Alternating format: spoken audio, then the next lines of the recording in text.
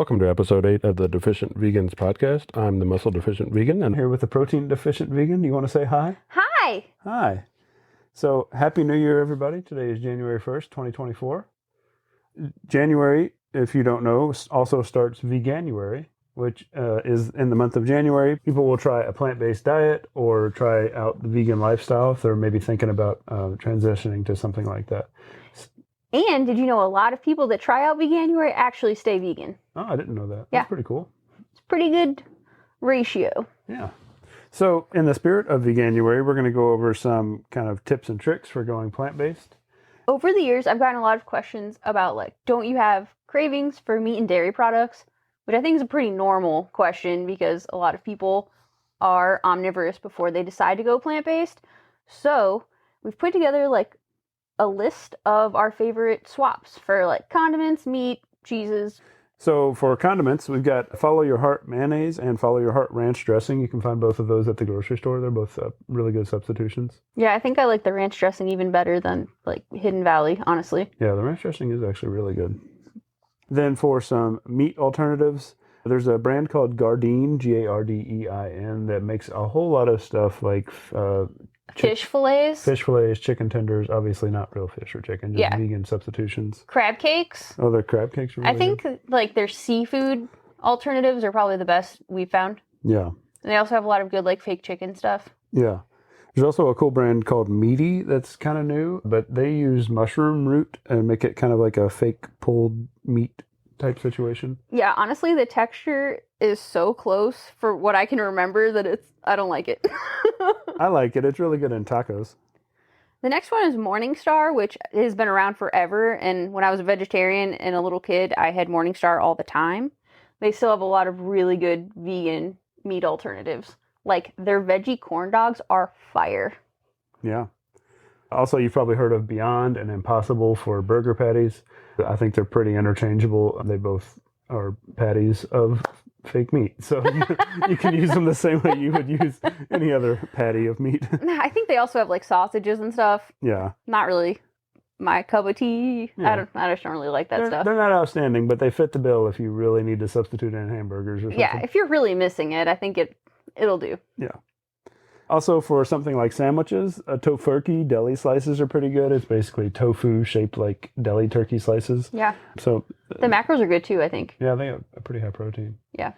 So also plant-based jerkies. There's the Louisville Vegan Jerky Company. They make a lot of good vegan jerky. One of my favorite flavors is the Smoky Carolina Barbecue. And for another primary protein source, seitan is a great option. We really like the Blackbird brand of seitan. You can get it in some stores, but we just order it from their website. They do mail order. They have a really good barbecue flavor. Ooh, yeah. That one's my favorite. Yeah. And the original flavor is good. We use it in like stir fries and stuff like that. Yeah. The barbecue one, we just straight up eat. Yeah. Yeah. Like little cave people. Yeah, it's really easy to cook. It's probably, if you're looking for a meat substitute that's really easy to cook, they're actually pre-cooked, so you just kind of heat them back up in a pan or something, and you can just eat it like a big pile of pulled meat. Next, we have some cheese substitutions. So Follow Your Heart has a bunch of good cheeses. One of the ones we really like is their Parmesan. Yeah, it browns really good in the oven, so we like to use it on like casseroles. It's good on pizzas too. Yeah, and that's like a grated Parmesan. I wouldn't use it in anything cold. Like, you definitely want to heat this one up because the texture is like so on point when it's baked. Also, if you're looking for a block of Parmesan, we like Veal Life for that. Yes, and we also like Peaceful Rebel. Oh, yeah. They have a pretty good Parmesan block, and it's made out of tofu, so yeah, it doesn't have like crazy amounts of protein, but it definitely has more than any of the other ones. Yeah, that's a new one we've just recently tried, but I really like it. Also, for shredded cheeses, like your Mexican cheese or shredded cheddars, we typically use Veal Life for those. They've actually got a Mexican flavor and a cheddar flavor, and a couple other ones as well. Mozzarella, I think they even have a mozzarella. Yeah. Yeah. We really like it on like nachos, quesadillas. I also like adding it to tofu scramble. It gives it like a little bit extra texture. Yeah, it kind of holds it together really well. Yeah. Yeah. Daiya also has decent shredded cheese. It used to suck, but it's gotten a lot better. Yeah, I agree with that. And then for making pizzas and casseroles, the Miyoko's liquid mozzarella. It is so good. It browns, but it's also like nice and creamy. And you don't normally get that with mozzarella. Normally it's like oily. Yeah. And gets kind of like liquidy and disgusting. But like this one bakes really nice and it tastes great on pizza or casseroles. And they didn't really have them in stores, but I've seen them in a lot more stores now. Yeah, it was really hard to find other than just ordering online for a while, but we've seen it a couple places now. Also, Miyoko's has some artisan cheeses, so there's a couple special ones we use for different sauces and things like that. The sun-dried tomato one is super awesome because you can just literally heat it up with your favorite plant-based milk and you have an instant, like, pasta sauce. Yeah. One of our favorites is Nuts for Cheese. They have some really good artisan cheese wedges and they all taste really good on, like, crackers. They just spread really nice. Yeah, and there's a company here local to Chicago called Cheese and Thank You that has a bunch of really good options. They can also be found in Whole Foods, I think, right? Yes. Yeah. Yeah, and if you're lucky enough to live close to Chicago, they have pop-ups, and you can try out other random crap they don't sell at the store. Yeah. Also, if you like feta cheese, Follow Your Heart has some feta crumbles that you can put on pretty much all the same things. Yeah, I really like it on salads or, like, even heated up. It's really good. Yeah, and then cream cheese, Violife has a cream cheese, but also Philadelphia has some cream cheeses coming out now that are vegan, and those are pretty good. Yeah, I feel like Violife and Philadelphia are really similar. Yeah. Really good for bagels. Probably don't cook with these because they're coconut oil based and they will turn into actual liquid. So if you're going to cook, probably use the Miyoko's cream cheese. And the texture is like a little more grainy than the other ones. It's not as smooth, but it tastes good. Yeah. Oh, and then if you're looking for sliced cheese, we don't use this very often, but Follow Your Heart does have some sliced cheese, and actually Kraft just recently came out with sliced vegan cheeses, so they were actually pretty good. I think that's probably the go-to from now on. They don't melt exactly the same as real cheese unless if you add water to your pan after you put it on like a burger or something, and then put the cheese on top, and then you add like a spritz of water and cover the pan, it has enough humidity to actually get the cheese to melt. And then it's fucking awesome. Yeah. All right, so that's all the cheese options we have. There's a lot of other ones out there. Those are just the ones, we've tried a lot of them. So those are just the ones we kind of keep coming back to. Yeah. Next, we have a bunch of snack options. So one of the weird things when you kind of switch to going vegan or plant-based is, the big substitutions like the ones we just talked about are a problem, but really day to day, one of the trickier things is trying to figure out what snacks you like now. Just like most of the bigger snack brands are not vegan, and sometimes they'll just have like tiny amounts of milk powder or something that's in them, and that makes them not vegan, even though everything else is vegan. So that's annoying. Yeah, but we do have a couple we found that are good, and more are coming out every day, right? But there's a brand called Lesser Evil that actually has really good snacks. I think you like the white cheddar popcorn a lot. Yeah. Not all of their snacks are vegan, but they do have a couple really good vegan ones. Yeah, okay. Also, if you like chocolate, there's a lot of really good vegan chocolate now. Plant-based Reese Cups, plant-based Hershey bars, Lindt chocolate has a couple of oat-based chocolates. They actually have some new oat truffles that are really good. And then there's another brand called Unreal that does some chocolates. They have some peanut butter cups and some chocolate bars also. Yep. Yeah. And then for ice cream, we have a lot of ice cream choices nowadays. And I really like the Ben & Jerry's non-dairy ones. I feel like they're just as good as the original dairy ones. Those are my favorite, and I can't tell a difference between those and the dairy ones. I can't either. No. And then Breyers has a really good non-dairy vanilla that's made with oat milk. Oh, yeah, that vanilla is super good. I think it's better than any vanilla I've ever had. Yeah, I think the Breyers oat milk vanilla is like the ice cream you should put on top of a pie or something. Yeah, it's for sure. Good. Yeah. And then Nadamu has pines that are really good, lots of different flavors. So Delicious has good ice cream bars. And then we actually just tried a brand that's pretty new called Wicked, and their ice cream bars are pretty good too. Yeah. Oh, yeah, the Wicked ones were really good. They had a strawberry one that was super good. Well, Berry White. Yeah, Berry White was the flavor name. It was awesome. It was really good. And then for cookies, Oreo has some vegan flavors. Nutter Butters are vegan. And then there's a brand called Sweet Lorenz. It's just like cookie dough you need to bake, but they're vegan. And then there's a cool snack called Drizzleicious we get off Amazon, but it's basically just like a tiny rice cake drizzled in vegan chocolate. Yeah, and they come in like 100-calorie snack packs, so they're really good if you're like, trying to manage your calories too. Yeah. But still want something sweet. Right. So now that we got all the very unhealthy snacks out of the way, I mean, obviously we don't eat a lot of this stuff, but everybody's got to have something around you. You're going to go crazy. So anyway, we also have protein bars. So vegan protein bars are varied. Yes, and we very much disagree with each other on protein bars. Yeah. So I actually like the no-cow protein bars, Because he has horrible taste. but they're like a soft chew protein bar instead of like a hard dry protein They're bar. so disgusting, actually. Well, they have a lot of flavors, and I really like them. So, Anyways, it's okay to be wrong sometimes, but if you want something that tastes good, I would go with Misfits or the Bearbell plant-based bars. yeah, Bearbell are actually really good. Not as good as no-cow, but Bearbell are good. Okay. Okay. Also, you're probably eventually going to want to go eat at a restaurant and not make food or eat food at your house at least once or twice a year, right? So it's kind of tricky to find vegan options at some restaurants. Yeah. There are a couple though that are pretty reliable for being able to go and pick up some, food relatively quickly and be consistent. Yeah, like if you're traveling or like you're desperate. Yeah.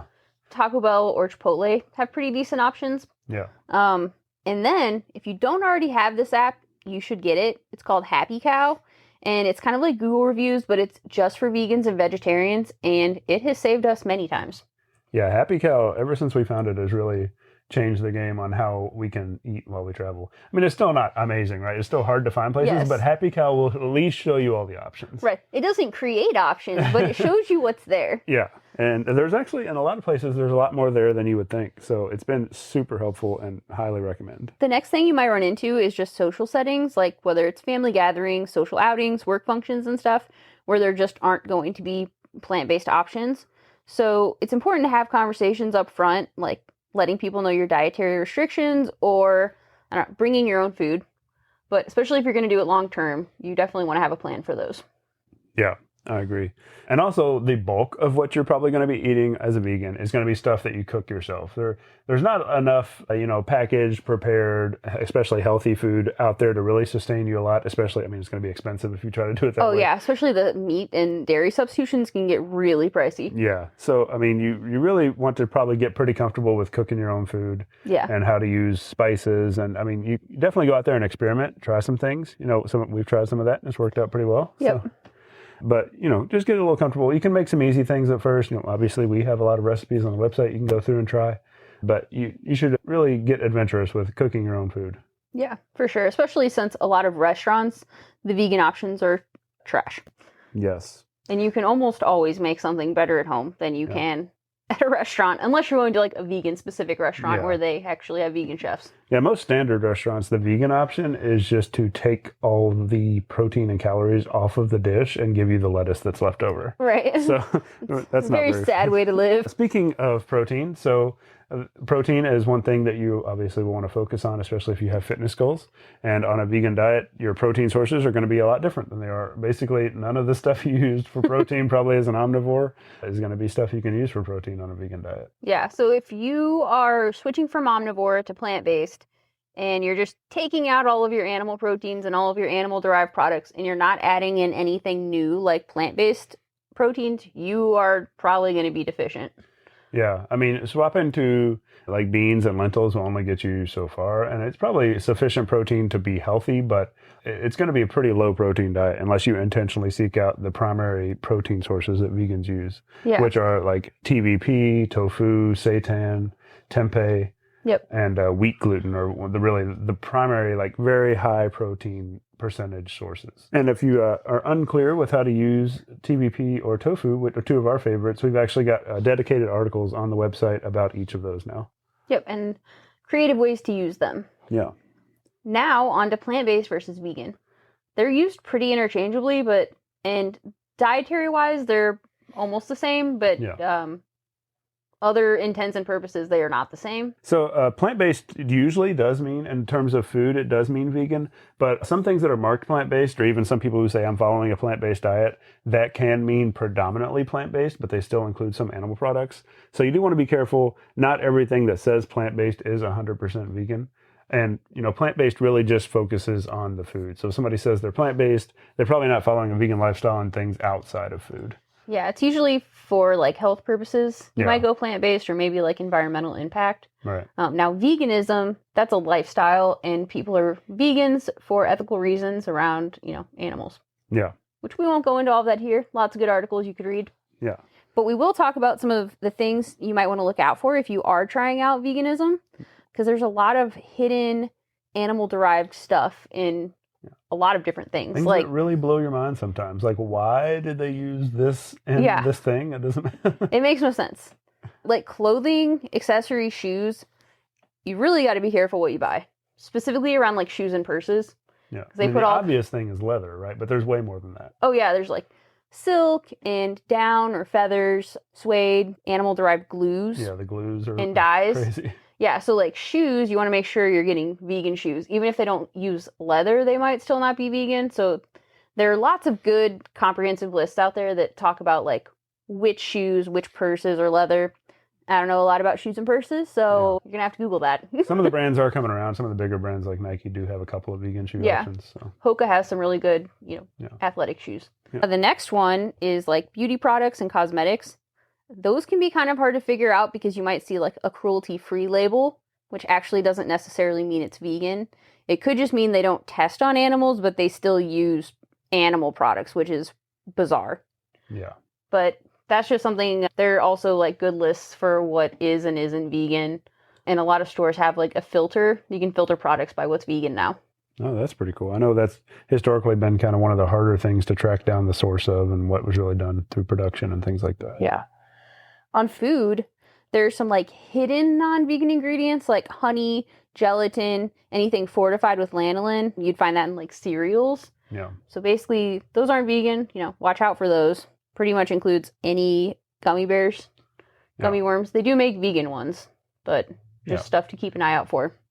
So a lot of alcohol is also not vegan. Beers and wines and liquors, some of those can be vegan, some of them can't. I think your best bet is probably just to Google the ones you like and see whether they're vegan or not. Yeah. There's a lot of nuance in there. We don't drink enough to give you advice on that. Yeah. Another weird one is toilet paper. That just blows my mind, but most toilet papers are not vegan. Yeah, that was really surprising, actually. Yeah. So, I mean, you still have to wipe in public, but like at home, maybe try a vegan toilet paper brand. Yeah. We really like Who Gives a Crap. So yeah, if this sounds interesting to you and you're curious about some of these swaps and different types of substitutions and just generally about plant-based, we actually put together a free ebook on the website. I'll put the link to it in the show notes, or you can just go to the website and you'll see a pop-up and you can get it that way. It also includes a macro cheat sheet for your macronutrients like we talked about last week. It's got a weekly meal plan inspiration, which is basically like a base weekly meal plan, but you can add some stuff to it to get a little more calories out of it. Yeah, it's like each day is around 1,500 to 1,750 calories with about 120 grams of protein. Yeah. That's obviously not going to work for everyone. Yeah. Most people are going to eat more than that, so... It's just to show you how to get your protein at least guaranteed using, some of our recipes, admittedly, but, Yeah. You do get pie almost every day with this meal plan. No, you get it every day. Well, pie every or day. cheesecake. Yeah, you get pie or cheesecake every day with this meal plan, still hit your protein goals Right. and your calorie goals, and have room to spare on your calories. So beat that. What more could you want? Right. So we also have 12 recipes in the book. You might have already heard of some of them because we talk about them here also. But if you're new to the podcast, we'll talk about, kind of which ones we've included in the book here for the meal plan. So we've got first the high protein blueberry smoothie bowl.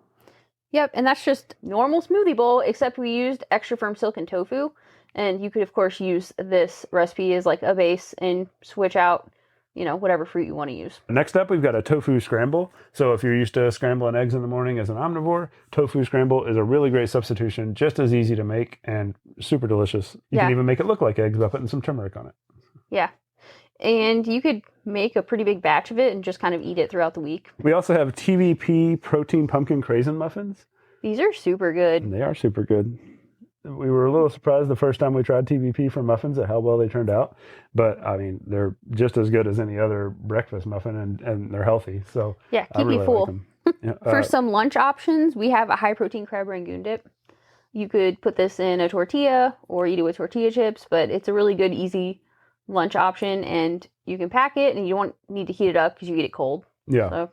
This is also a good one for maybe a snack. We've also got a high-protein black bean pumpkin quesadilla. So if you like quesadillas, we got you covered here. Black bean and pumpkin, if you haven't tried a lot of pumpkin-flavored things, you might be like, what the hell is that going to taste like? But good, I can tell you, it tastes really great. Pumpkin, you can't really taste the pumpkin when you cook it like this. It just kind of makes it a little sweeter and more moist. So, Yeah, and adds some veggies. Yeah, it's really delicious, though. It's super quick to make, too. And next up is a high-protein tofu salad. This has a ranch dressing that we actually made out of tofu. And then it also has tofu crumbles. So I really like it. I think the ranch tastes pretty similar to normal ranch dressing. Yeah, it's really good. It tastes. I think I like it better than the Follow Your Heart ranch we talked about earlier, honestly. But you had to make it every time. So Yeah, and it doesn't keep for 2 months or anything. Yeah, because of the tofu, it doesn't stay as long as the normal ranch does. Next, we have a high protein garlicky mushroom Alfredo. So if you like pasta, this is like a nice heavy pasta that's going to keep you full, but it's high protein, got a lot of garlic in it. If you like mushrooms, this is loaded with them. So Yes, and mushrooms are pretty good in protein. So that's true. Yeah, and delicious. And delicious, so good. Also got a high protein pasta primavera. So this has a ton of veggies into it. And what's the sauce? The sauce is made out of extra firm silken tofu too. It's kind of like a cheesy Alfredo sauce. Yeah. But this one's fun because you can basically customize it any way you want. Like if there are veggies on this that you don't like, you can swap them out with something else. Yeah. Make different kind every week. Yeah, mix and match. Yep. We also have a high protein stuffed portobello mushroom. So this is basically a huge portobello mushroom cap stuffed with a bunch of TVP. Yeah, and Parmesan and spinach. Yeah. It's freaking delicious. Yeah, these mushrooms, when they cook this way, are just so moist. Yeah, and you don't have to rehydrate the TVP first. You just mix it in and I don't know. It cooks really well. Yeah. And it takes 5 minutes of actual work. Yeah, pretty fast. Yeah. And then into the dessert/snack section, if you want to call it that. I mean, they're high protein, but high protein dessert is a thing now. So we got a high protein triple chocolate cheesecake. I love this thing more than anything. Yeah, it's really good.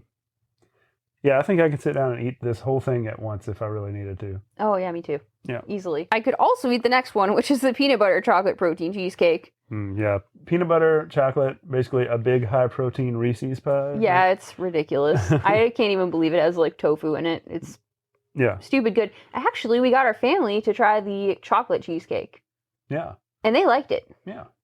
And again, no protein powder in these. It's all tofu, TVP. And the peanut butter one actually uses the PB Fit peanut butter powder, which is still natural. It's just, kind of crushed up peanuts and... Yeah, I don't know if they take some of the fat out, I think. Yeah, it's really good, though. Next up, we have a chocolate and vanilla pudding pie. Basically, we've got separate recipes for chocolate pudding and vanilla pudding using silken tofu. So we just kind of combine those together into a pudding pie. And then we've got this peanut butter powdered sugar crumble, and we just sprinkle it on top, and it goes on like a normal cookie crust. So it's really good if you like pudding pies. It's only 20% protein, but you pair it with some of the higher protein dishes throughout the day, and you can get away with it. Yeah. Well, where are you going to find another pudding pie that's anywhere near 20% protein? I don't think they make those. So if you were going to try out the meal plan that we put in the ebook, it's also got a shopping list included so that you can just get everything at once in one trip. All right. So that's it for this week. Next week, we are going to talk about micronutrients. Hopefully, I know if you have been following along, maybe you're expecting that this week. But there's a lot going on in micronutrients, so we'll make sure we have time to kind of get that information into a form that makes sense and just get the relevant things out of it for you. So we will try to tackle that between now and then. So check out our website, and if you have any questions, as always, feel free to reach out. You can reach out through the contact form on the website, through the social medias we have in the show notes, or at podcast@vegainsfitness.com. Well, do you want to say bye? Bye. Bye, everybody.